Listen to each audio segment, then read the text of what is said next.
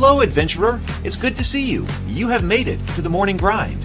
Welcome, welcome. It's the live stream at the beginning of the Geekverse, where we talk about all types of topics in geekdom, gaming, and fantasy, with an emphasis on being constructive and creating the things that we want to exist in the world. It's all on the grind, Sizemore. Can't be too fine, can't be too coarse. That's exactly right. There are a lot of adventures to be had today. Dungeons to explore and monsters to slay, and who knows what a random encounter might send our way. That's why we have to prepare, so settle in now for the morning grind with your favorite beverage in hand. Tea? Or maybe something a little stronger. I've got a few bottles of the old Wynyard left. Whatever you want. Pull up a chair. Dude. If you're feeling fancy, how about a cappuccino? Or a frappuccino? Or how about an espresso? Just tea, thank you. Sounds good to me, Gandalf. Whatever you want. I'm just glad you're here. Everyone is welcome. You can just watch if you want. You don't have to worship anything you don't want to worship. Thank you, Mike. But be forewarned. Sometimes we get really strange characters around here. Wait, what's that you say? Why can't you come and be a part of the stream? My wife would disown me. Oh no, I bet she'll be fine with it. Come on in. Am I scared for my safety? No. What are we supposed to do? Everybody do the secret handshake.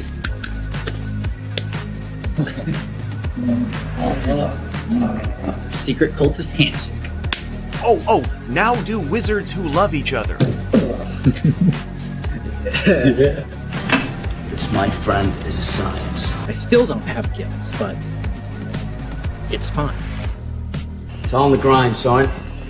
Can't be too fine, can't be too coarse. Dude, this would be a sick place to bring the band. Indeed it would be, Dave. It really would. I'm seeing more people coming in. Welcome. Glad to have you here.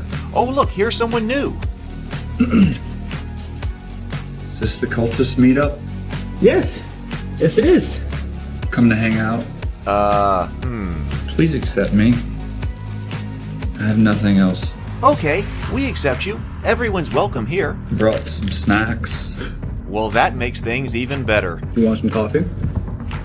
I don't drink coffee. You sure? It's cultist coffee. What makes it cultist coffee? I'm a cultist and I'm drinking it. Oh. Then I'll have some. What exactly is going on here? I'm seeing more people coming in. Welcome. It's so great to have you. Oh, and look, here comes another stranger. Can we help you? Yes, fellow cultists.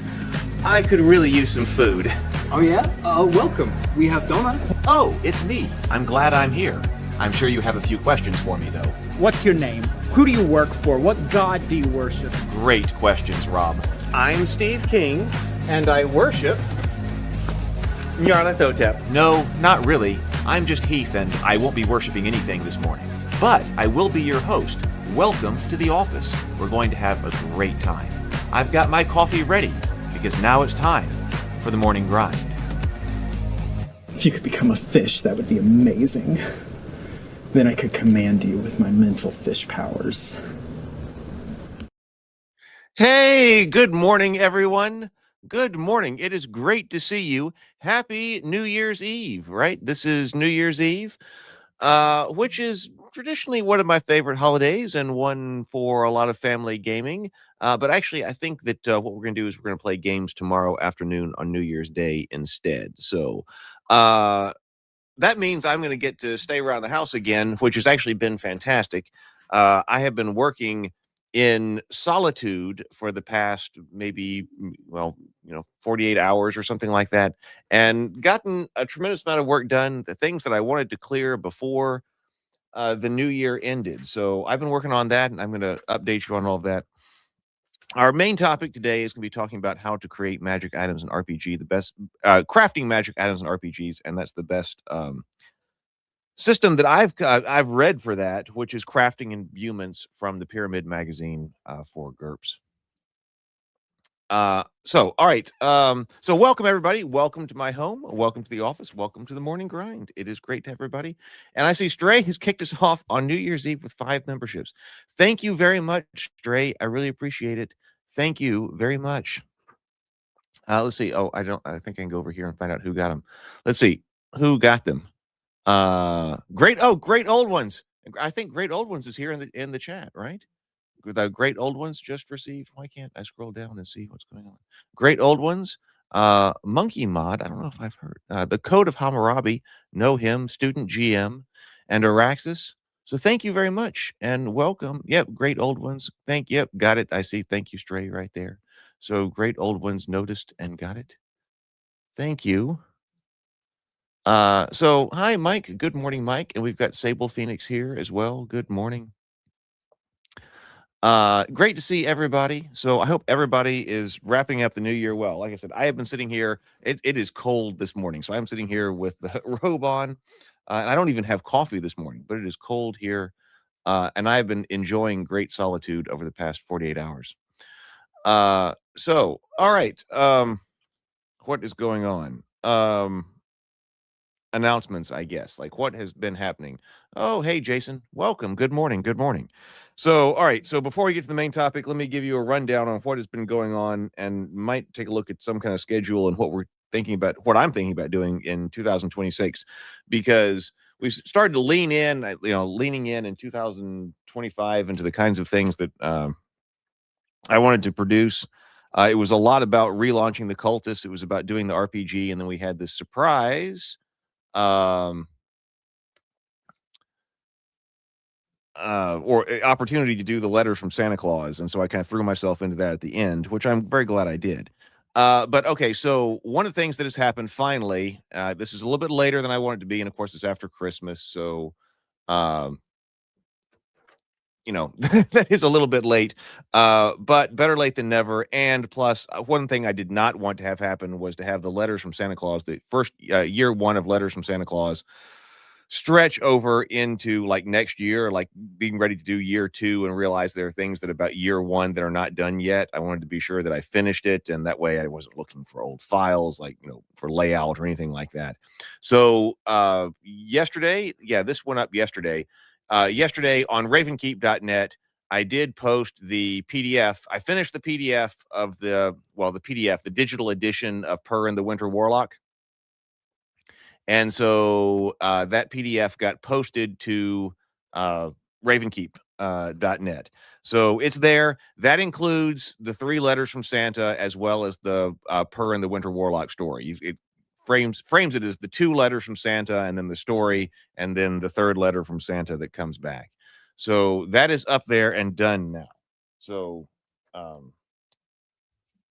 for what it's worth, like I said, they'll be ready for us next Christmas. That is sitting there ready next Christmas. I did also submit that to Drive Through Fiction. So I also submitted to that to Drive Through Fiction, but it says that it'll take like 3 days for approval or something like that. But the file has been submitted to Drive Through, and so it'll arrive on Drive Through Fiction, I guess, whenever. So that's up. There was some kind of error with trying to upload a physical copy, because the next thing was then, oh, hey, RPG Gen Exile, good morning. So there was some kind of problem with allowing it to create a physical copy of that. I guess I'm gonna have to email about that. But the next step there really is to get the physical copy done. And I did yesterday also finish the interior of the physical copy of the book. I want to do a physical print of the book. Of course, I did the just the booklet, the saddle stitched booklets that went out with the letters last Christmas, this month. But I don't have a book that includes the letters from Santa Claus in it. And so I wanted to make sure that I, created an official copy, a soft copy of the book. So I created the physical interior, but I have not yet made up the cover in the appropriate format. I'm not exactly sure what's going to go on it.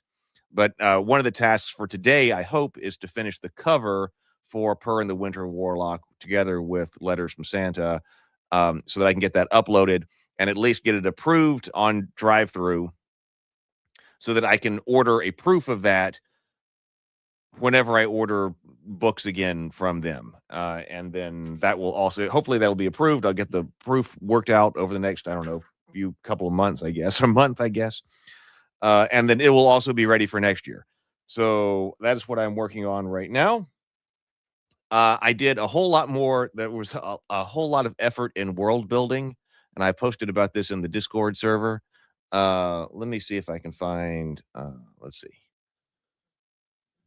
Was the Great Seal of Santa Claus that I still had to revise again. So I mean, it took several different revisions to get all of this to make sure that it was right. Because I was like, oh, I'm going to the final PDF layout. I'm going to, getting things ready for printing.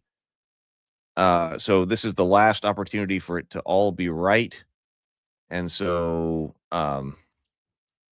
this is the PDF version right here. This is the final PDF. Oh, by the way, I'm moving, a lot of these things had been set up for 6x9. But since I haven't done too many books anyway, so I'm actually going to move to 5.5 by 8.5 because that is exactly the half of an 8.5 by 11 sheet of paper, which often from the perspective of character sheets and RPGs, I often say that I like that, that size. But then also I realized when printing Per and the Winter Warlock for mailing with the stories, it was really easy to find a 9x6 envelope, which fits the 5x5, 5.5 by 8.5 size book really well. So I was like, okay, well, since I haven't really done a whole lot of books, maybe they should be 5.5 by 8.5. That way I can easily, that's the standard size. And also the 9.5 by 6 envelopes are easy because I would really love to be able to slide these little short story books into just an envelope for inexpensive shipping and also easy shipping. Don't have to buy a big, a cardboard mailer or something like that, and can just ship them post rate. So I am moving over to that for whatever that's worth. Oh, thank you. Well, ordinarily I do breathe and sip right before we start the main topic. So before we start, remind me, we will breathe and sip right before we begin looking at how crafting magic items. I do that because when I'm about to read something, that gives me a break to intentionally slow down before I start reading. So we will do that. Don't let me forget. Oh, thank you. Oh, so yeah, thank you. This was the cover. So that's the cover of the PDF. And there's a lot to do here, but there is a lot. I was trying to think what the cover should look like for sitting there on a table if I take it to a booth or something. Because I do have a colored version of this.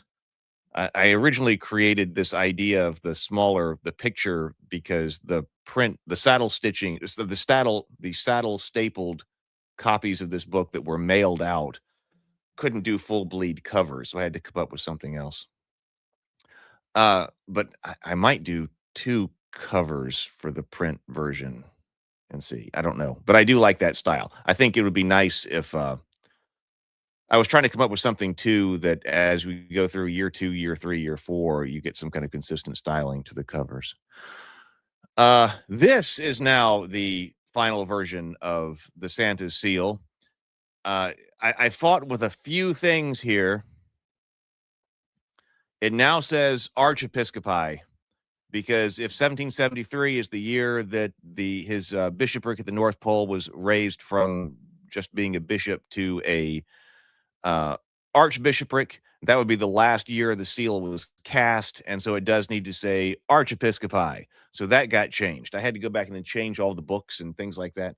But that is now its final seal. And now here's a bit of lore of heraldry and lore building or world building, because down here I had blazon as well. I wanted to what? Okay, it's final now. So now it's going to be branded. So now it's branded on Stray's face. I had blazon down here because I wanted to do a bit of blazoning and give the official legal definition of this seal here. And of course, I knew that blazons, when you're blazoning, a heraldic device or coat of arms, that does include color. I mean, it does. Like the first thing that you say is the color of the field. But being that this is a seal, well, I was like, okay, I guess I just don't include color because if you impress this on wax, there's no color here. But so I found out that, okay, so what did I do here? So I got kind of called out on, well, if it's actually a blazon, you need to be describing St. Nicholas's coat of arms. which might be this in the center, or at least this are the primary charges or the charges upon the shield at the center. Um, but I was like, no, what I'm trying to do is the seal because I put that on the pages and things like that. Well, there are two different things regarding a seal. There's the description of the seal and the description of the matrix. And so far as I was able to find out, a description of a seal like this, because that's what's pressed into the wax, has no official legal definition. Um, but you can describe it, informally. Here's what I see. Here's what I see when I look at this seal. What actually has an official definition and legal definition is the description of the matrix. Like the Herald would be interested in describing the matrix. And you say, well, what is the matrix? Well, the matrix is the actual physically cast object that makes the impression, which means it might be reversed or is reversed from what is actually in the wax. So the matrix, and that's the object that, like, the keeper of the great seal, like, that's an important office in a medieval court. Often, the who is keeping the great seal, the chancellor or one of his deputies. So the Herald would be interested in what's the legal definition of that cast object that makes the seal. So that helped me out because I was like, well, no, I don't want to put a description of the matrix in here because this is just a storybook, and I'm trying not to overthink it. So let me just write an informal description of what the seal is as it would be impressed in wax. We can get to Santa's coat of arms later, but so what we added archiepiscopi, and then have this as the informal description of the seal. Format a circular impression with a raised rim. The field in the center, a sword inverted and a bishop's crosier and saltari, surmounted at their intersection by a star of 8 points. Surrounding the central figure are 4 charges. In chief, a mitre above a crown. In base, a snowflake. To the dexter, a goot. To the sinister, a hobby horse head cooped. The legend, a bordure, encircles the design, bearing the inscription Singellum S. Nicolai Principus Archiepiscopi Hymias. In the base of the bordure, the date 1773 in Roman numerals appears between 2 mullets. So that's just the informal description of what that seal looks like right there, and the objects. There were a few things, like I did have like goutte de myrrhe, because it is a droplet of myrrh, but this description would not care what that is a droplet of. It's just the fact that it's a droplet over there. That's what's written. And then the next page describes why those things are there. And that's why it says, like, the goutte, the drop, is a stylized droplet of myrrh representing the manna of St. Nicholas, a liquid myrrh said to exude from his relics, symbolizing sorrow, sacrifice, and healing. So the description and the why is over here on the symbolism. That's just the final informal description of what his seal is. So, whew, I finally got it done. And it's done. So that's it. And then I finished the PDF and put it up on the website. And so there we go. That is done so far. This is in color. I was also doing a color and a non-color version, color and black and white version. This is color for the PDF, but I was specifically making a black and white version for the interior for the print. The print, in order to make it cheaper, will not be a full color book. I don't think it needs to be. The print book, when I do it, will just be black and white. So, whew, okay. So that's where I stand with that. Seal of Santa and St. Nicholas finally done. Interior physical book, printing document created. Have not done the cover. We'll hopefully work on that this afternoon and get that submitted if I can also get it done. And then what I was working on was a massive copy edit to Clovis. So that's what we read yesterday. Oh, thank you. I appreciate it. That was a lot. That's I was oh no, there was one other thing that I took a deep dive into, and I texted somebody. I was like, this is why, and I think I put this in the Discord server. I was like, this is why I get nothing done. Because apparently this configuration of the mitre and the crown is rather non-standard heraldically, because of the space that exists between the crown and the mitre. It would be more likely, and also the term above can be heraldically ambiguous, because in an ambiguous above sense, the star here is above the sword and the staff. But then also the mitre is above the crown, but yet those are different spatial configurations, and so heralds have different terms to describe what the relationship between this mitre and this crown and this star and this and the cross of the sword and the staff. And also, this is a non-standard way for the crown and mitre of a prince bishop to be displayed. Oftentimes, either the mitre is wearing the crown or the crown is along the base, like the mitre is inside the crown. I think that's more standard, and I believe that's ensigned. So the ensigned, surmounted, above in chief. This is above as in chief. The mitre is in chief of the crown. But that's what I wanted. This is a non-standard arrangement, but I wanted Saint Nicholas to have that because that's his representation of his spiritual office being superior to his secular office. The saltari of the sword and the staff represent his status as archbishop and prince as equals, but here with the arrangement of the mitre and the crown, he's implying the superiority he sees of his spiritual office. So making sure that I had emblazoned this correctly with the right word describing this spatial relationship. I went down a huge rabbit hole and I was like, this is why I get nothing done. Nothing gets done. But right, exactly. And I say that quite a bit as well, because there's going to be things that are about him are non-standard. As Sable says, Saint Nicholas is a non-standard saint, especially in the context of this world building, since he's the only living one. So in this, the Catholic Church would have to be dealing with, how do we actually deal with one of our bishops who came back to life, died, was sainted, came back to life, got married.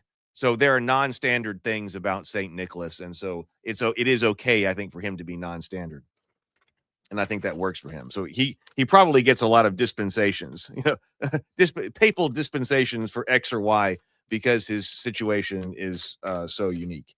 So, but anyway, making sure that seal was right in its description. That took additional hours and hours that I was not anticipating spending on that project. But it is now done, at least the digital copy of it, and then we can move on. I moved on by working on a massive edit to Clovis and Anorta, which last time we were live, I read the very first part of that story, and I thought that I was close to done with it.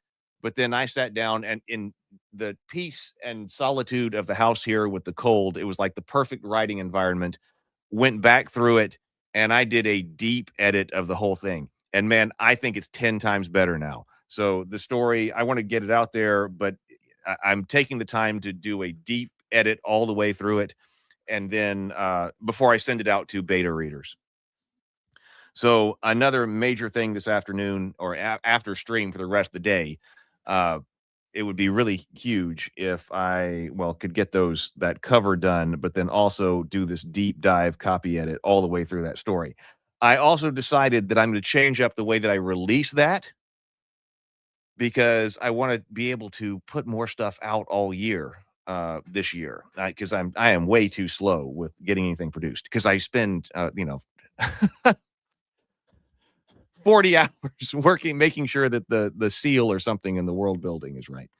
No small part of that. But what I'm going to do, rather than, I believe this is, I kind of decided basically yesterday, I think that serializing the release of Clovis and Anorta is the best deal, because I'm about to have hopefully in the next week or so, be able to send out what's basically the first act of Clovis and Anorta to beta readers, and we'll share it here as well. But to beta readers, get comments, and then it would be really great if I could just release that first part in January, and keep some kind of rhythm of release going, and just say this is to be continued.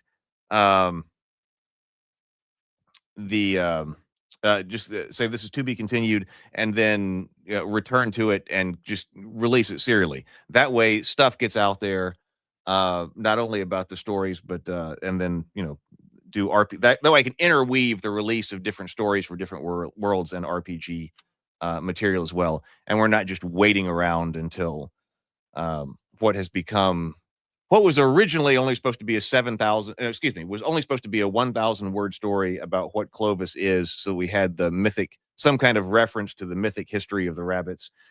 I believe I'm at 7,200 pages, which is not outrageous. I mean, which is not outrageous, but 7,200 pages to get to the end of Act 1 in that story now. 7,200 words, not pages. 7,200 words, which is short story length, which makes, I think, a great release.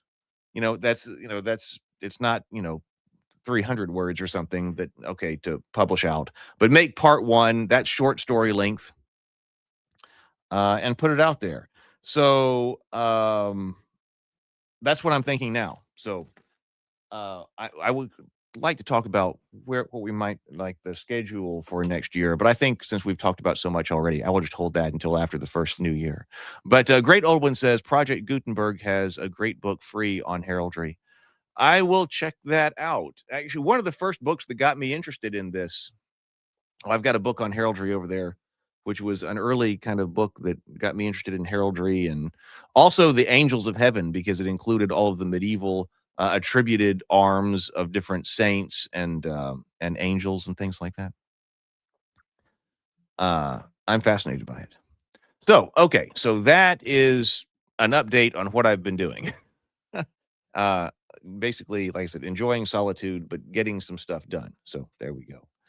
All right, now it's time for a breathe and sip, and then I'm gonna go ahead and stop the screen sharing, and then go over and do the new document to share. Then I have to find it on my screen. And then we will do breathe and sip. Here we go. Okay.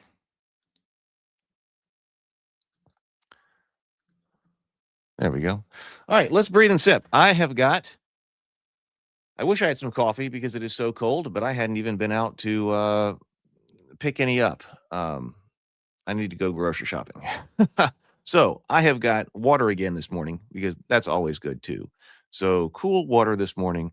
Let's breathe and sip. Everybody, let's do 2 deep breaths, complete exhales, and then take a sip of our favorite beverage. So here we go.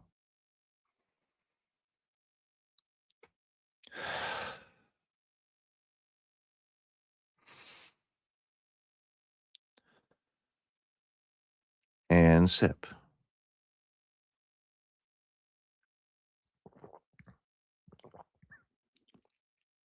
There we go. All right. I think I got it right this time.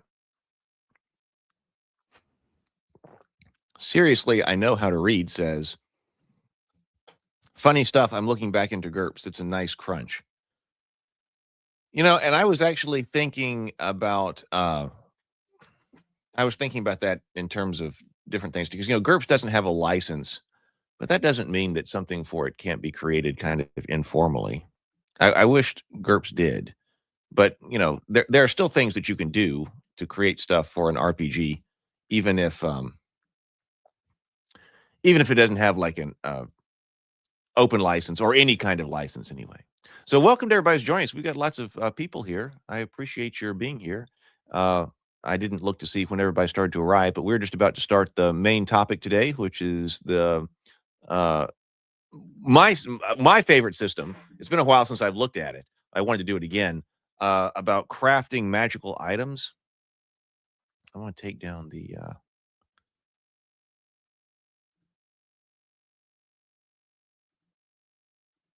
oh, there we go. That gives us a little bit more screen real estate if we don't have the thumbnails up. Okay, so this is this book, or what I'm looking at, is actually Pyramid Magazine, issue 3/102. It has this is ever since YouTube changed over how it displays the different names. I'm not really even sure if Seriously I Know How to Read is here.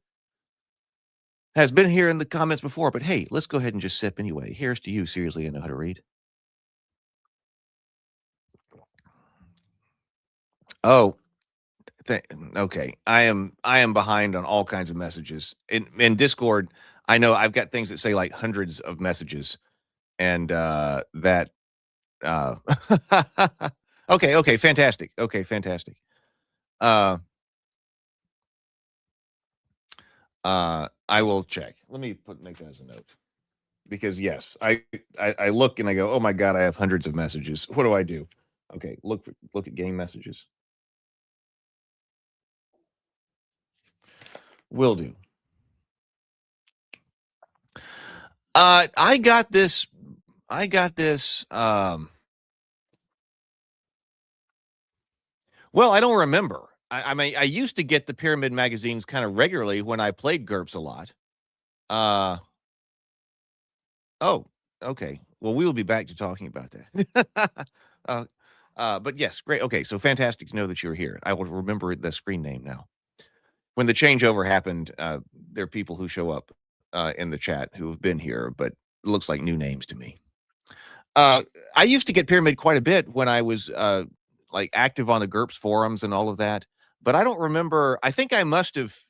I probably bought this one independently because I wasn't in 2017. Because as I was doing a massive search through all RPG elements that I could possibly find, um, to look for a good system for crafting magic items. And so this is Crafting Imbuements, is what it's called, by Christopher M. Rice. So it says imbuements can make your weapon fiery, trick out your ride, or make your armor more bullet resistance. But what else can they do? So yeah, GURPS Power Up 1 imbuements, that was like uh if you want to say you're designing, I don't know, like a paladin or something, and you say, I want the paladin uh to have a holy sword that lights with holy fire.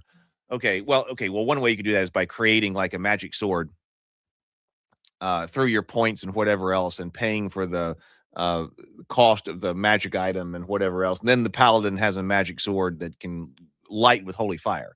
But if you were like, no, no, no, no, I mean that I want this to be a power that is innate to my paladin, that I can pick up any sword and light it on fire with holy flame. That is imbuements. That is imbuement. And that's what GURPS Power Up 1 came with. Or, I want my character to be able to pick up any gun and then imbue the bullets that fire out of it with ice magic or something. So this article expands the possibility even further to creation skills that permit you to make objects with special powers or abilities. In these new skills, with these new skills, you can craft a, I don't know that. Masya Moon, this is an anime thing, so I don't know it. Katana, or forge impenetrable armor.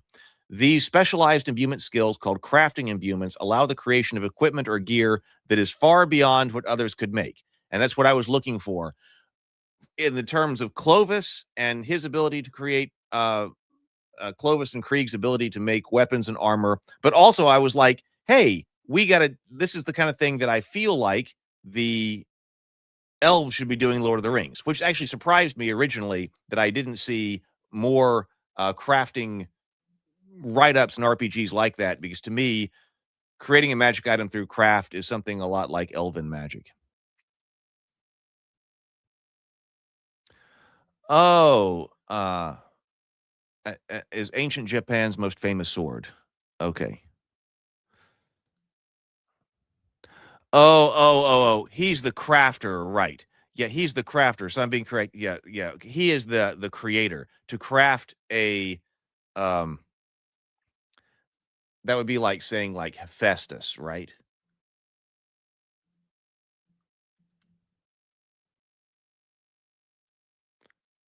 I think I did know this. Yes. So that is a medieval Japanese, yes, a bladesmith, wildly claimed as Japan's greatest swordsmith. Okay, so yes, okay, that works. That's okay. So that's not I think I do. I think I've heard this before, but I'm not familiar with him. Uh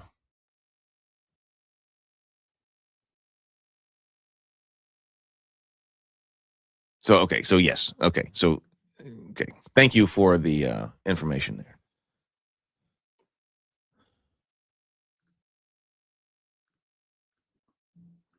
there. So these specialized imbuements, this comes with a downside. The crafter must have a personal hand in making the item in question. No problem. That's exactly the kind of thing that we've got here. Chapter 5 of GURPS Low Tech, Companion 3, Daily Life and Economics, or similar manufacturing rules are required to use this article, though the GM may simply specify how long the base items take to make. So, unlike normal imbuement skills, crafting imbuements are not based on IQ, but dex, and can be used on an object the imbuer has personally created or helped to create. He may choose to create a suit of armor, a weapon, a scabbard as one object. When the object is finished, he must begin the imbuement process immediately, which requires a roll against every crafting imbuement to be applied to this special piece of equipment.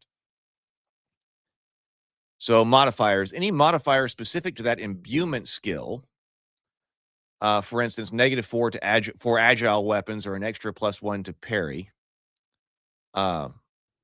-2, so wait a minute. Any modifier specific to that imbuement skill, which we're going to look at imbuement skills down below. -2 if you helped in the creation process but were not the main crafter.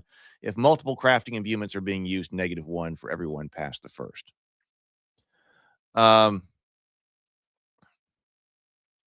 Okay, so we have to make a roll with, a success roll on that.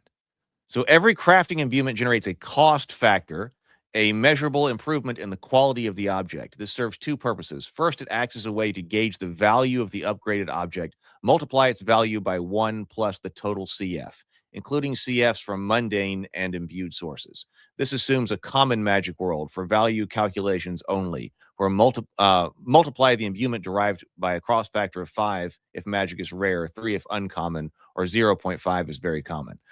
And I think that's for the world too, because when you think about, well, okay, in the story, the magic may be pretty common, but for the main characters, but it's going to be rare overall in the world.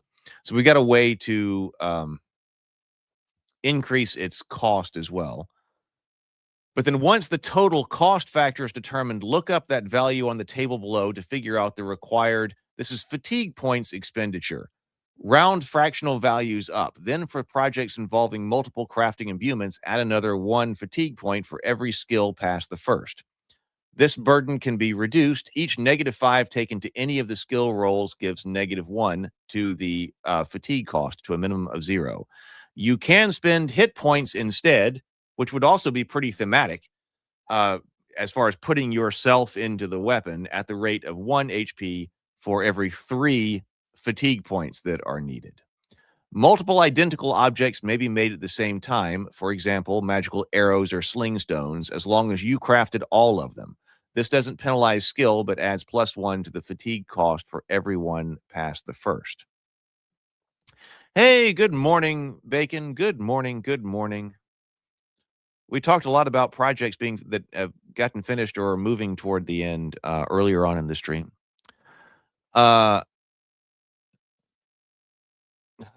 Stray says, going to make a powerful sword and call it Excalibur, and written on the scabbard in small letters will say the stone, thus completing the legend about how you can't take it out of the sheath.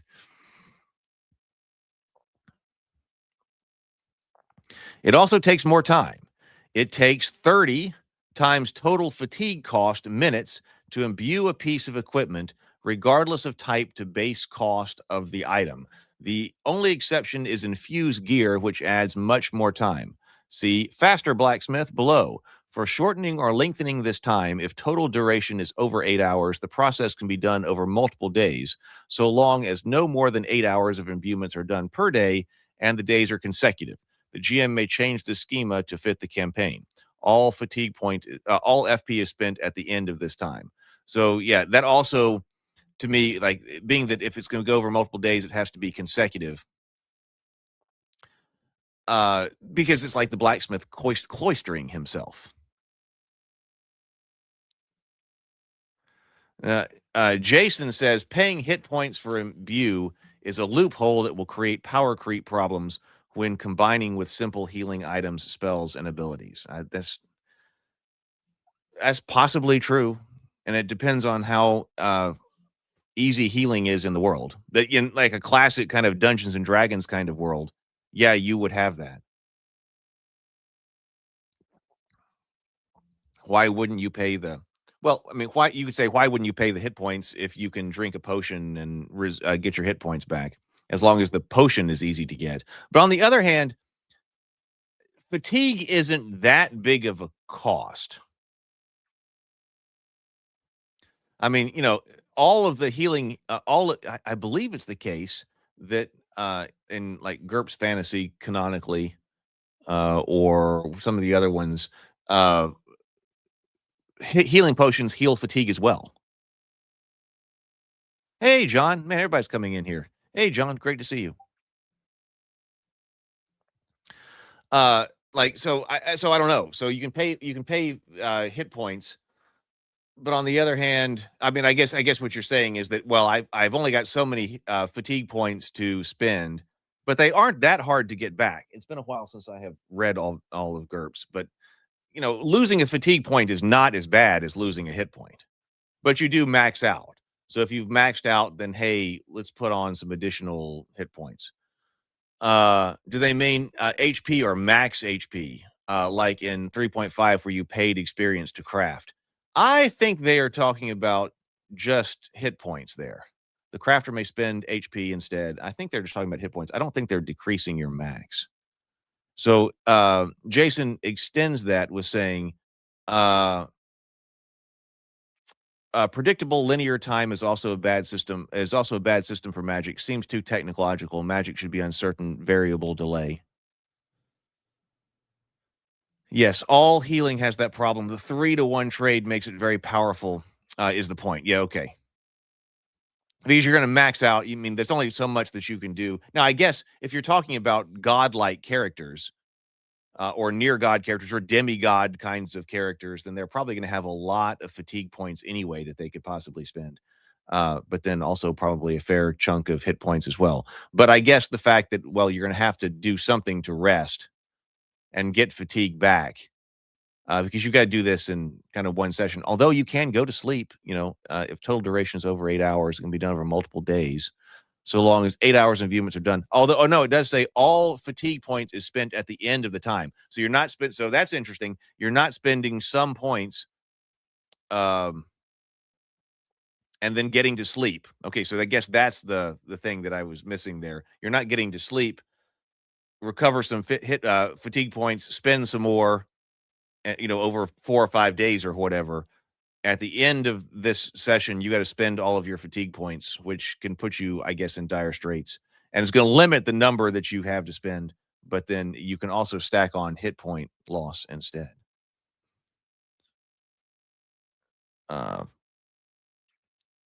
I guess, in fact, I was just writing a healing scene for Clovis. There is a scene of supernatural aid,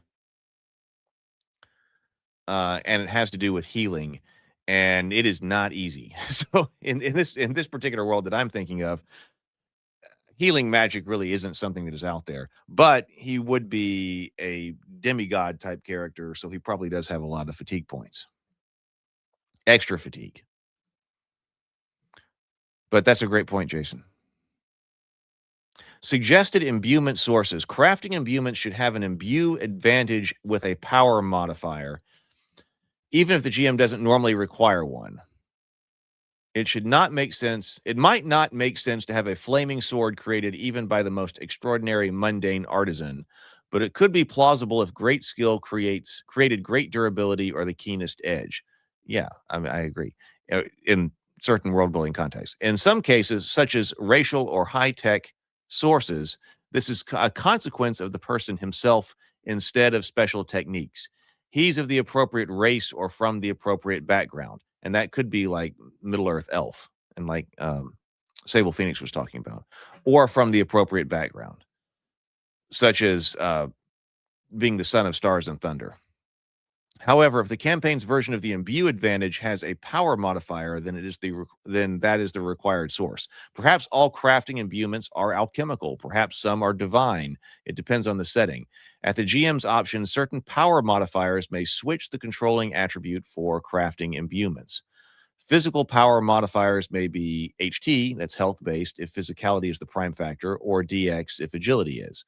The GM may even wish to look into calculated bases in GURPS thaumatology. For example, if forcing mystical energies into a container is how magic is explained in the campaign, then crafting imbuements might be based on will divided by 2 plus 5. So here are the modifiers, like typical costs of each power modifier are listed with their descriptions. So alchemical is negative 10%. Well, right, yes. So Sable says, if you have to spend all of your fatigue and hit points at once at the end of the process, you're going to be out of commission for some time. You could theoretically kill yourself in the making your greatest and most legendary work. Yes. I mean, I think that fits very well because you're going to collapse at the end of it. Also thinking about like Feanor crafting the Cimmerals or something like that. I mean, I can see this being some type of system that, I mean, I talked about elves in general in Middle Earth, but specifically something like Feanor crafting something. Like, I think this would be good rules for that. And that could happen too, that like, I'm going to put my whole self into this and possibly die. So alchemical power source is negative 10. That's negative 10% point cost because it actually requires something. The imbuements effects are the result of alchemical procedures done to the materials or during the process of creation. It's related to magical skills, but not usually affected by mana levels, dispel magic, etc. Chi, negative 10%. The imbuement effects are thanks to the crafter's ability to unlock his inner chi and invest it in other objects. It takes time to become familiar with chi-sourced gear. Including an imbuement adds a familiarity penalty for each object equal to 1/5 of the gear's cost factor from imbuements rounded up. Total of the cost factor. See, this is not... GURPS does not use the nimble philosophy. Total of the cost factor, all imbuements, and treat that as the number of hours needed to practice with the item to unlock its full abilities. Chi talents reduce this time normally. Craft expertise. The imbuements effects are the result of extraordinary mundane skill. So that's negative 0. That doesn't cost anything else. Not anything supernatural. This has 2 downsides. Your required creation skill level must be 15 or higher. And if the item grants a bonus, it cannot be higher than your imbue advantages level plus the level of your best crafter talent. It does grant one benefit. Your margin of success exceeds what you have. The GM assigns useful imbued effects with the cost factor equal to half of your best leftover margin. So you can get some extra stuff in that case. Oh, you did something extra well. And so you get some kind of bonus. But I do like the idea that it's, or for the particular world I'm trying to think of, that you kind of go into it thinking about what you were trying to make. Hey, good morning, Andrew. Great to see you this morning. Happy New Year. Happy New Year, everybody. Divine, if the power source is divine, that's negative 10%. They are the result of prayer, clerical magic, or innate holiness.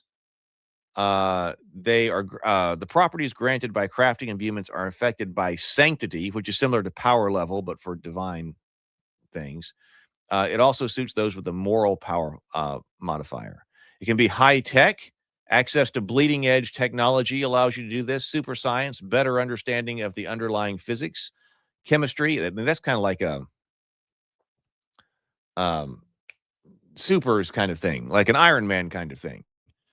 Access to bleeding edge technology, super science, and therefore he can imbue weapons. That would be a way to do this in like a modern or sci-fi or supers kind of campaign. This results in a more than most living in the culture with higher technology than the campaign's tech level. This results in a more expensive base cost of the object. Determine the extra cost by first deciding what the tech level of the crafting imbuement is and what the setting's tech level is. Each tech level of difference cumulatively doubles the base cost in addition to the added cost factors. Magical, this is kind of standard, so standard at a negative 10%. A standard magical item created using non-standard spells or by innate ability. The GM should wax vague on the details. Analyze magic reveals an enchantment unknown to thaumatology.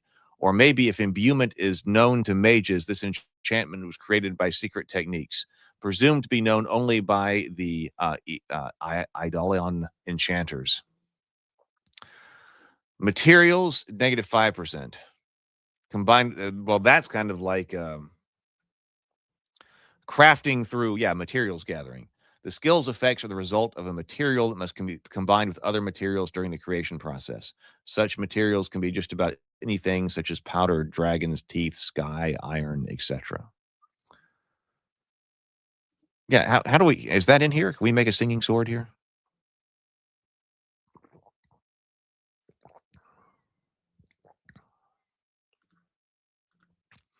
Faster blacksmith. At the GM's option, time spent can be applied to crafting imbuements, but at a special cost.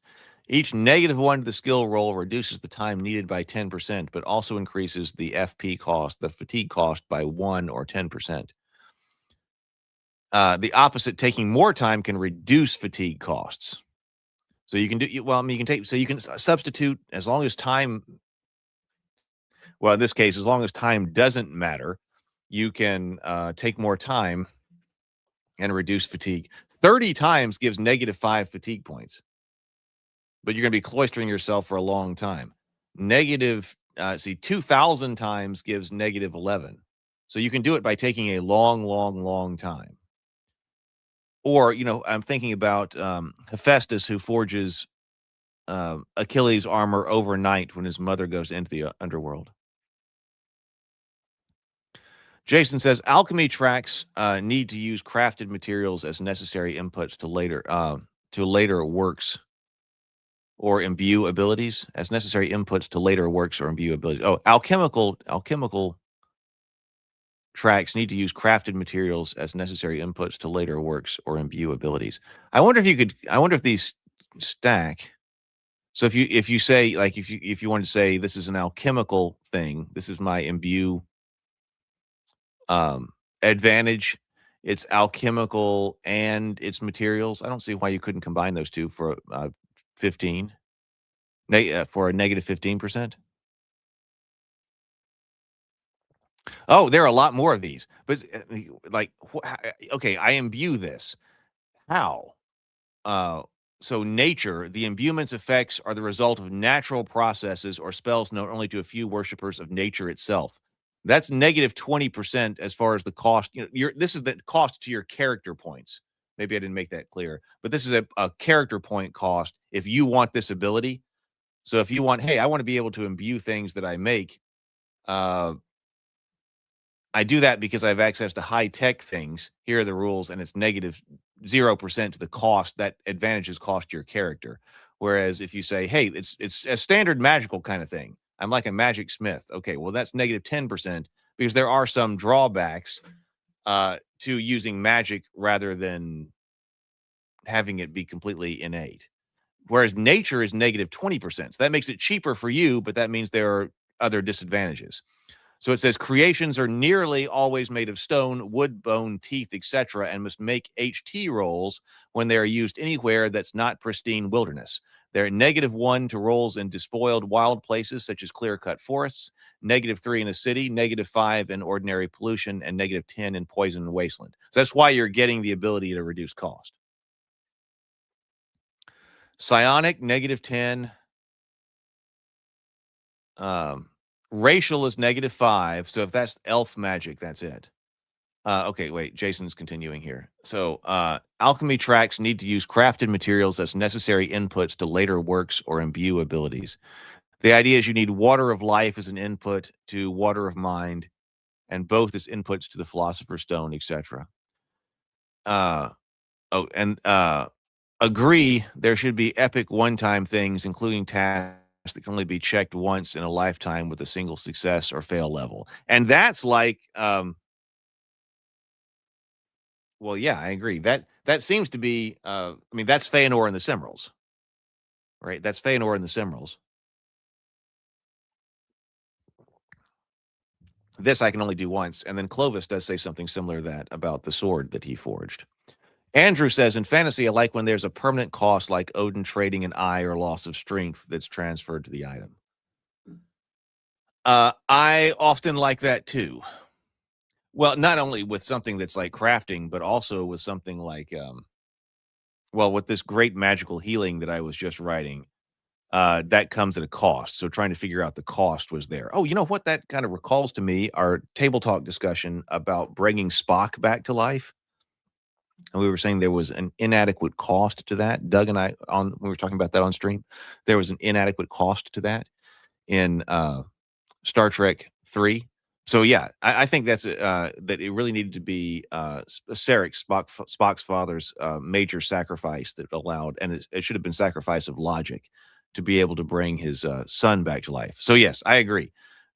Great effects require great sacrifice in general. I also like that. So racial, we do have, okay, if this is just elven magic, we got it right here. So like the elves of Lothlorien, the imbuements effects are the results of secrets known only to a race, to a specific race or races. This lets them create weapons, armor, and other equipment that seems supernatural, or actually is, but it's really just based on principles other races can't understand. In order to use this source, the crafter must be of the appropriate race or been taught by them a hefty, unusual background. Double effective cost factor when bought by members of another race. That sounds like a perfect, Smiths of crafters and Smiths of Lothlorien kind of thing to me. On HP and power level, negative 11 HP was 2,000 times, but that's 4 HP, which might be one solid heal effect. I love the math here. So yes, I that's true. I didn't think about that as I was reading through, so I'm glad somebody else did. This is why I love the live streams. So on HP and power levels, negative 11 fatigue points was 2,000 times, or 2,000% or 2,000 times, a lot. But that's 4 HP which might be one solid heal effect. Why would anyone trade 1/20th, which anyone would trade for 1/20th of the time spent? Yes. And so I guess all that's highly world specific. Can you get those 4 HP back? And doesn't matter. How long does it take you to heal 4 HP? Wait a minute. Now we're going down this rabbit hole.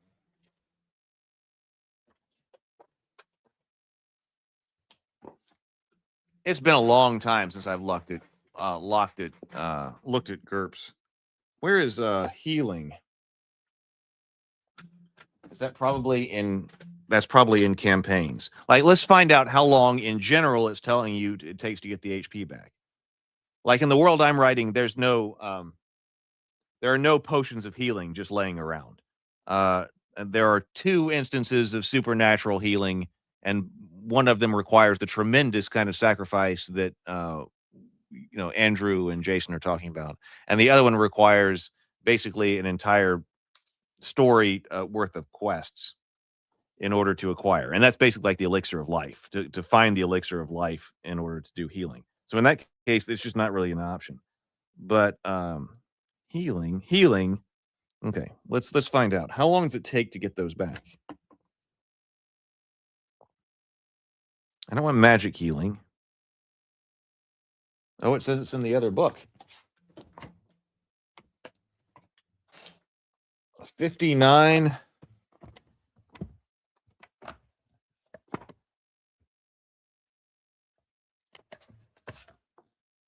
Did something spill on this book? Oh, no, that's healing other people.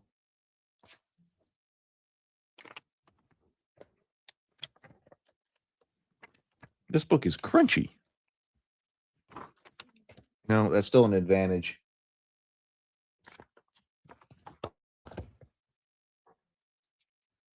Oh, maybe it's under like some kind of skill.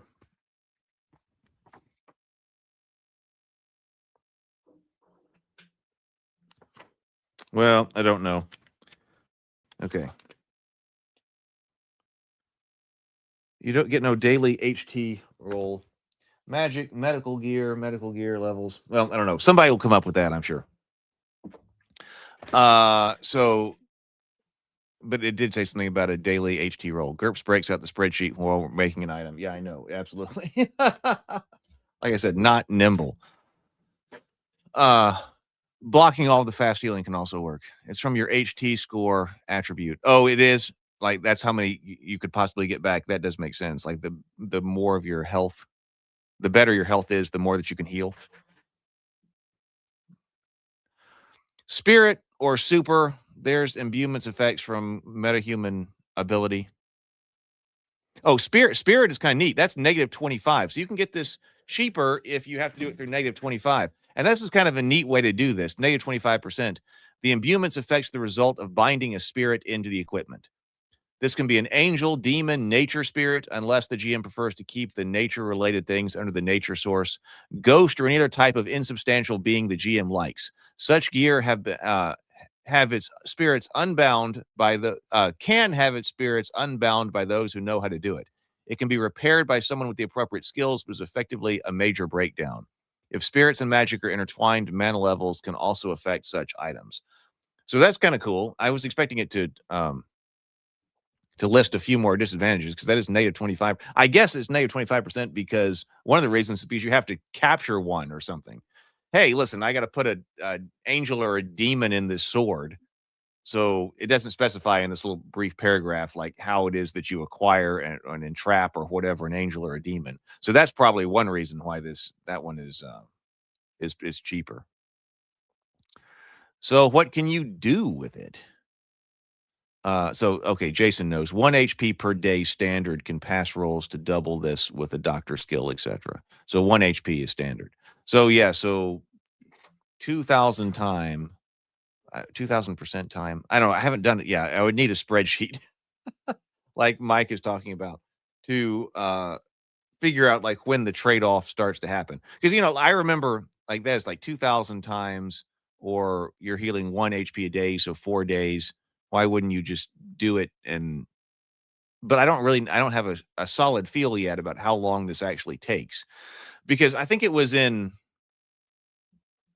3rd edition. Somebody was talking, I think it was mentioned in the comments, when 3rd edition, when you use XP in order to enchant something.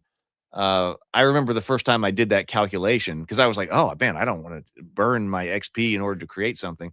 But then I was like, well, how much does it really take for me to create some scrolls being a wizard? I need some scrolls to, like scrolls of magic missile or something like that. And I did the math and it was like 3 HP or 3 XP.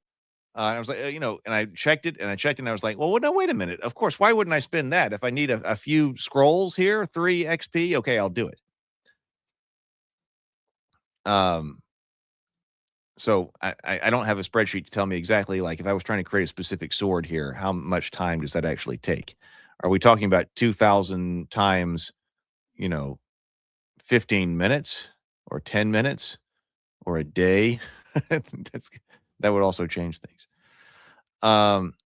So advantages. In addition to the required imbue advantage, here are a few other traits that craft imbuers might find useful. Well, altered time rate. So the imbue, in order to be able to do this, you have to take the imbue advantage. And that's what we were modifying by source. But altered time rate may come in handy. Blessed. This new version of Blessed is appropriate to inventors, artificers, and similar people in an extremely cinematic game. It costs 25 points per level to a maximum of 3 levels. It can enhance your skill in fallible crafting or increase the time. Gadgeteer.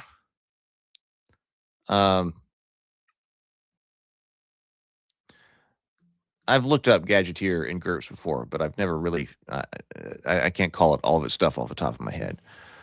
So crafting imbuement skill categories. Crafting imbuement skills are divided into 4 categories. Within each, there are 4 distinctions.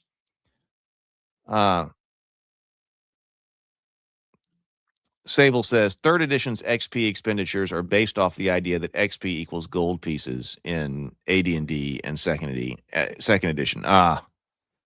I don't remember ever having a character who made any kind of item in AD&D. But that does make sense that, okay, wait a minute. I guess it still surprised me that it did surprise me at the time that it was so cheap. But that's like spending a certain amount of gold, which is, gold instead of the gold constantly rising, the XP is. So crafting imbuement skills. So, okay, so you have to have the imbuement advantage to be able to do this at all. But then what you're going to be doing is having imbuement skills. Okay, crafting term gear.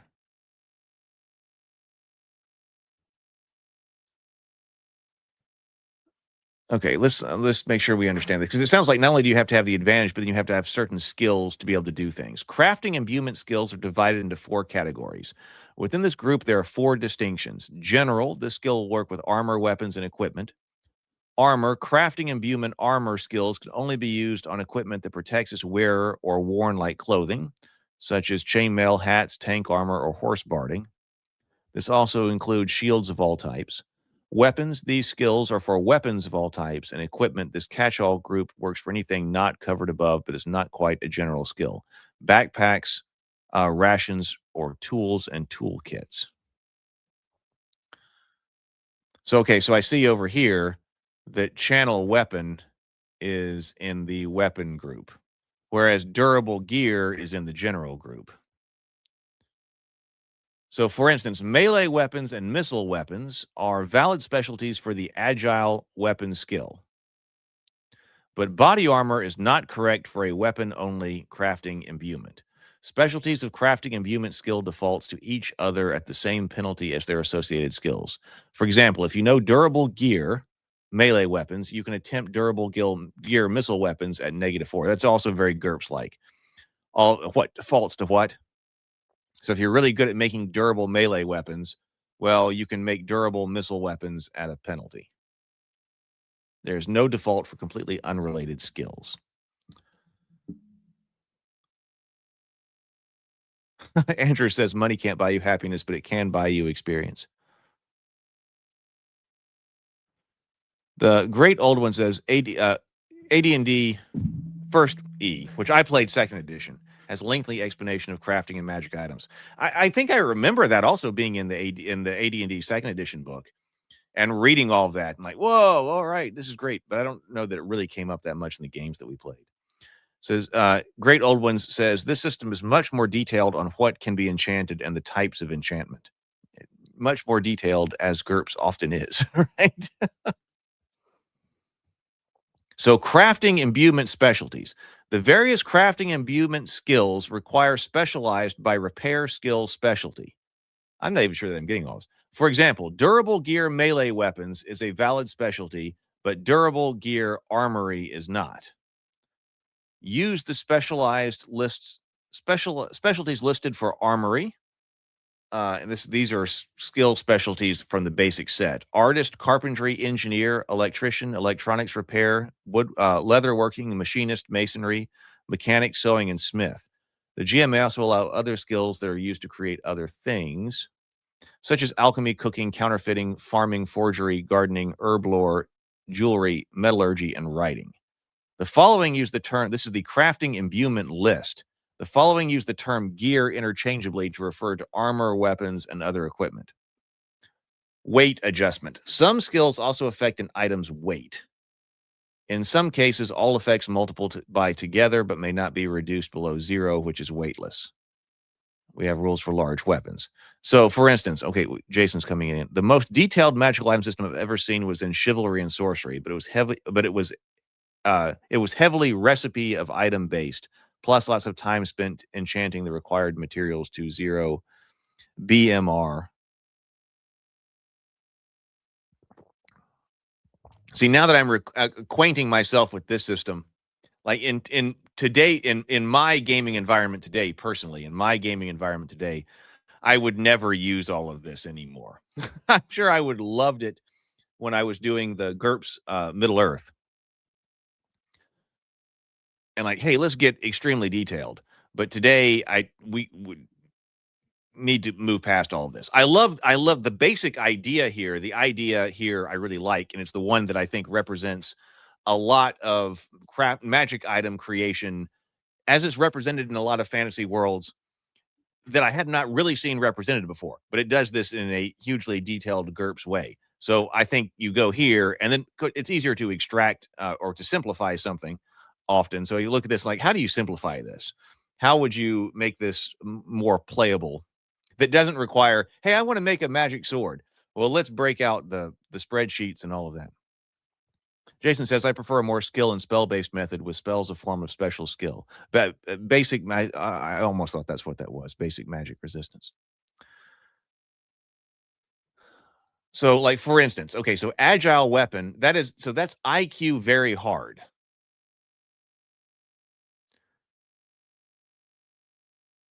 So that tells me this is a skill. So not only do you say, hey, I want to have the imbue weapon advantage, but then how are you going to imbue? Like what do you know how to imbue? So kind of like, to my understanding right now, is much how it seems, much how the wizard would have a list of spells. Your spells are all skills in GURPS if you're using the classic traditional spell system. So you have this long list of spells that you can cast at different skill levels. It seems like you're going to have the same kind of thing here, a long list of different types of imbuements you can do. Mages have to take the magery advantage. The imbuers have to take the imbuement advantage, although you could take both, of course, if you are a wizardly imbuer and have enough points. So like so like this says prerequisite imbue 3. So this tells me that you have to have the imbue advantage at least at level 3 in order to be able to use agile weapon.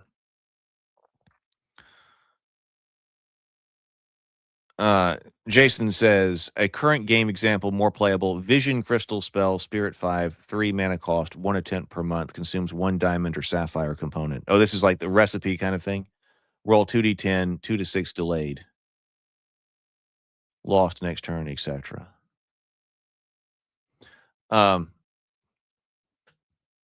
Channel. So, but the agile weapon, this skill increases the parry statistic by 1. This adds +9 to the cost factor. 9 is 5 to have the F. That's was that fumble or something? No. I forget the weapon codes. -10 to remove a U from a weapon and add an F to the parry score. -5 to add an F to the parry statistics. I forget exactly what that is. Somebody in the comments might know. Channel a weapon. This aligns a weapon with the power modifier of the crafter's view and advantage. This allows the weapon to function as a weapon of that specific type for certain traits. Other effects depend on the power modifier itself. For example, a short sword that has been turned into a channel by a crafter with magical imbue would affect beings with vulnerability, magic weapons. Normally and functions as a magical staff in the hands of a mage. This adds +1 cost factor. So that's how do you hit the thing that's vulnerable only to magic weapons? Well, so that's the channel weapon skill. Channel weapon skill done by an imbuer with the magical imbuement source. What's the prerequisite there? Prerequisite 1 and a power modifier on imbue. Durable gear adds more to HPs. Faultless gear increases malfunction number. Fortified gear gives items 5 points of protective traits, almost always damage resistance, but possibly injury tolerance or radiation tolerance. Oh, here is Lou's quote. I told you that I thought that as I was doing this that I found Lou's quote. Lou is a friend of mine, and this is from Nightborn.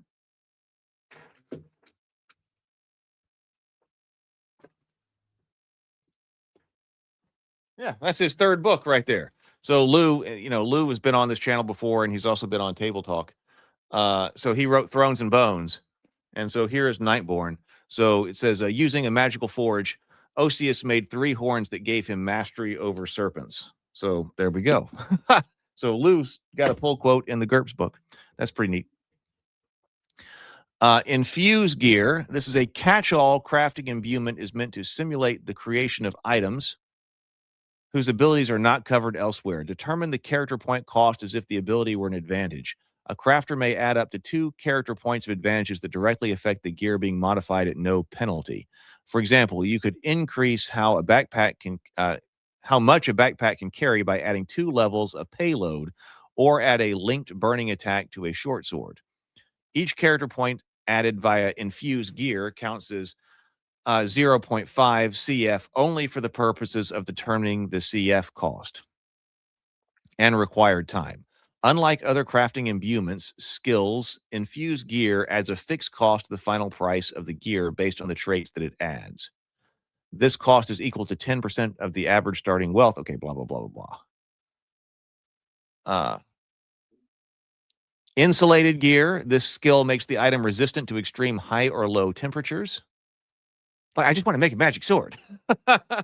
Lightened gear. Lightened gear reduces the weight of the item by 5% down to a minimum of 0 pounds. Like, see, like, how do you handle this one in the context of like a slot-based inventory system? It's like you're really getting granular here. Okay, how many pounds or ounces am I carrying? And then, okay, I'm going to imbue this with lightened gear to reduce this by 5%. I mean, if it's a tank, I guess it will really matter. But you're probably not putting that in your pocket. But yeah, if you're casting this, you're forging a tank here, then I guess that would matter. The lightened gear on the dagger, maybe not so much. I mean, I guess you'd have to make the resolution. Like, is it really making it so light? But slot-based inventory systems are based on often, if they're done, I don't want to say correctly, but if they're done in a more sophisticated way, it's not just the weight of the item, it's also the bulk and size of the item. So just because you lighten the longsword doesn't mean that it's taking up less slots on your body. So don't know how to handle that. Long-ranged gear. This gives plus 10% to the range of a thrown or missile weapon. Ostentatious gear. This skill gives the crafted item a +1 to reaction rolls from collectors and potential buyers, and to merchant skill rolls made as influence rolls. Penetrating weapon provides an armor divisor. Precise gear. This skill gives the crafted item +1 to operation rolls, +1 skill rolls to hit for melee weapons, thrown weapons, and projectiles, or +1 to accuracy for muscle-powered weapons or firearms. Resilient gear. I mean, it seems like things do similar things, which of course are separated in GURPS. Like resilient gear, this is giving you +1 or +10% HP, whichever one is better, to the gear. Jason says, trying to cover too many things in a general system with attention to power levels. Better to have a system that links to all existing spells, rights, or skills than dream up every possible one. Well, that was kind of what the infused gear is kind of a general one. Maybe it's all kind of based, all of these things are kind of based on infusion of gear, and some of these are other just kind of built out for you. Resilient gear, we've talked about. Self-healing gear. This gives the crafted item the ability to repair itself slowly over time. And also, of course, you don't need to do all of this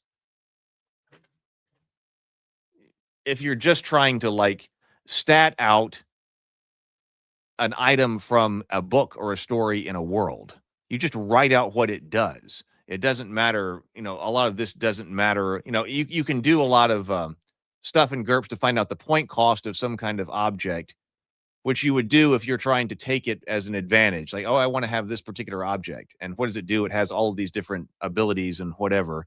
Build that out with point values so that you know how much it costs of your 100 or 150 points. But if you're just trying to stat a weapon for what it's supposed to do in the game, or if it's supposed to represent something like Excalibur, it doesn't have to have a point cost. I talked about that with regard to creatures as well. Like, hey, if a GURPS GM is going to sit down and make up a creature, do you have to know its point cost? And actually, it seemed like the only reason that you might need to do that, because people were like, yes, you might need to do that, was if somebody can polymorph. Because apparently the polymorph ability or spell or something was based on the point value of what you were trying to morph into. So in that case, you actually would. But if nobody's doing that, then you don't. Strong weapon adds +1 to the base damage of the weapon or to the shield, not armor or clothing. -1 to the odds of breaking. Alternatively, just breaking may be modified, in which case it gives -2 odds. Fencing weapons, knives, or swords. They have different cost factors. So putting your soul into the steel. Crafting imbuements can be very powerful. This is why the imbuer must make or assist in making, the item to imbue it in the first place, as well as spending fatigue points. The GM who thinks this is too easy can opt to require HT rolls or HT-based crafting imbuement if better. During the imbuement process, in addition to the skill roll, make the HT roll with the following modifiers at the start of the imbuement process. This is based on this cost factor that we had in the beginning. So what is this? This says critical failure means you must spend 1 HP per 3 required fatigue points. If this inflicts a full multiple of your HP, make an unmodified HT roll. Failure by 1 or 2 leaves you mortally wounded, while failure by 3 or more means you die. Oh, look. Okay, we're getting to an example. Transmogrify object. This skill allows the crafter to turn one object into another. Are you able to do that?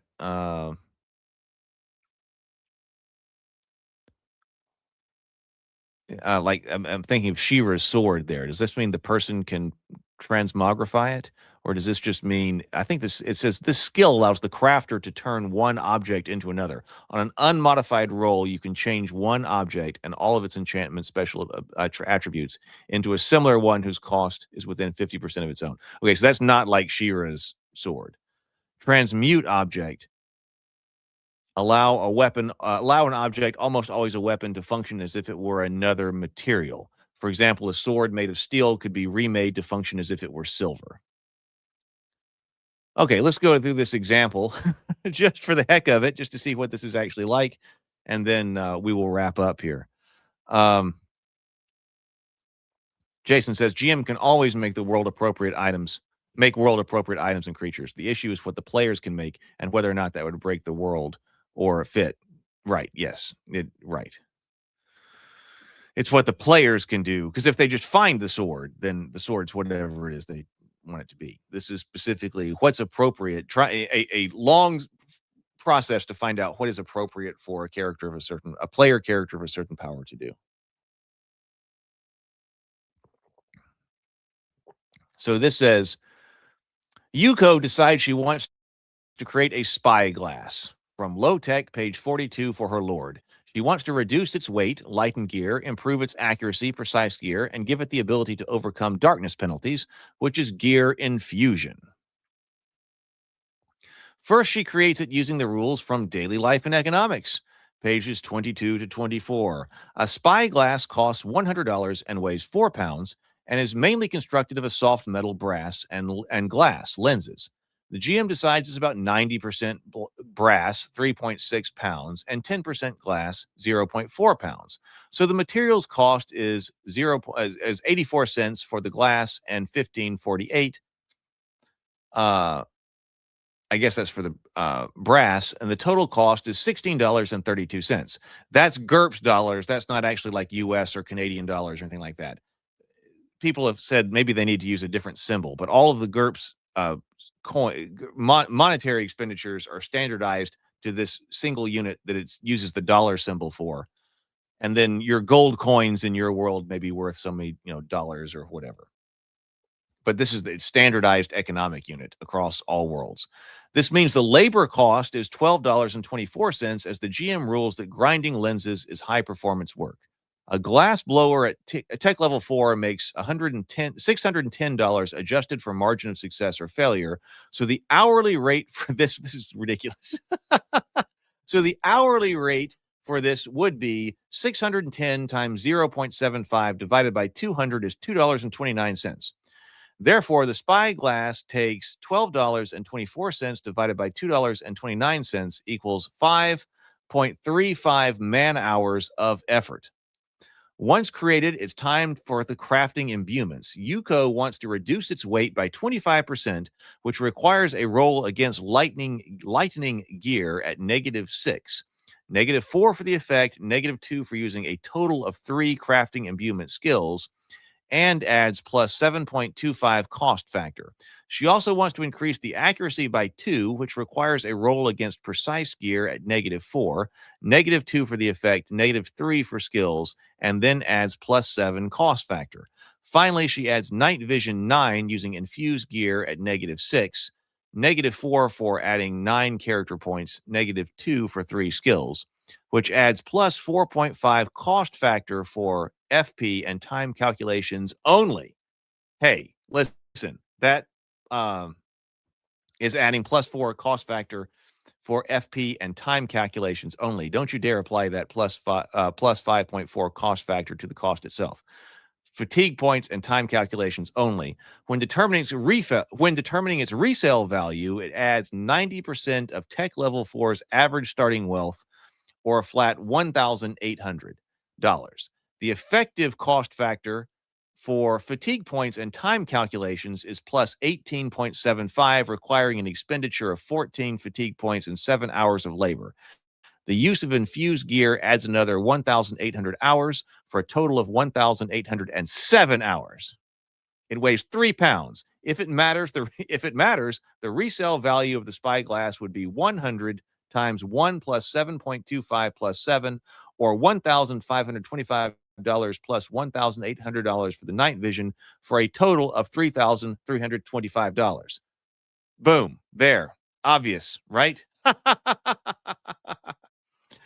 I would never do that in a game. I mean, that would never have happened years ago. I might have tried to calculate that for the cost of, like I said, putting something in a GM's guide or something like that. But especially today, Andrew says, hourly rate. Do we need to do this? Do we need to do his taxes as well? Probably. If you're playing GURPS, you probably do. We need to take taxes into consideration here. Jason charges $2.50, but it comes with a shirt. You get 50% off if you own a ski mask. So there we go. Andrew says, are we having fun yet? Yes, there we go. That is Imbuements in GURPS. So that's a lot. It's been a long time since I've read this. So that was the system. So I guess my question is, going forward here, if I wanted to put a system that uses this idea, if this is the way that you create magic items through craft, not by enchanting it like the classic enchanter does, like the wizard D&D or something like that. And there's also GURPS rules for that. But if you do that through crafting, what kind of rules would you write for something like the OSE or index card RPG, or where's my other list of over here?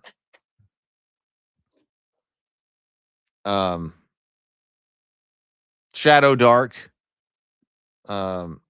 Fate, something like that, that allows you to get to the point faster. If that's an important part. Because, this is also probably something that's being done in downtime. There's the question of, do I have time to make something like this? Which in my story, the character does. That's a deliberate part of it, that, okay, part of preparation is I've got to make this equipment. If you've only got, if you don't have enough time and downtime, you're not doing this anyway. But if you do, yeah, this is like sending homework, a lot of homework phone. All right, downtime. Okay, well, I'm going to make this. So, well, this is like, this is major math homework right there that you're going to be going through. So I guess that's the kind of thing that I want to think about. Like, how do you take this idea, which is the best representation of the idea of magic items made through craft that I found, and simplify it while keeping its essence and also preserving the feel of the worlds that I'm trying to represent. All right. Well, I'm out of here. So, okay, a little bit longer one today, but that's okay. I want to talk about like scheduling, but we'll do that and what might happen next year, or what I would love to happen next year. But we'll do that on another stream. For now, I'm going to sit here and enjoy solitude for a while and continue to try to work on this story to get stuff done. So, like this. Then you can create a whole new industry where gamers can outsource their calculations to some math van for a fee. So, all right. So we'll talk more about that later. Everybody have a wonderful, Happy New Year. have a wonderful evening tonight and tomorrow for New Year's. Hopefully it contains lots of gaming. So go forth, game. And then also, if you're going to be like me and just be a hermit for the next, 12 hours, create lots of wonderful things. So later.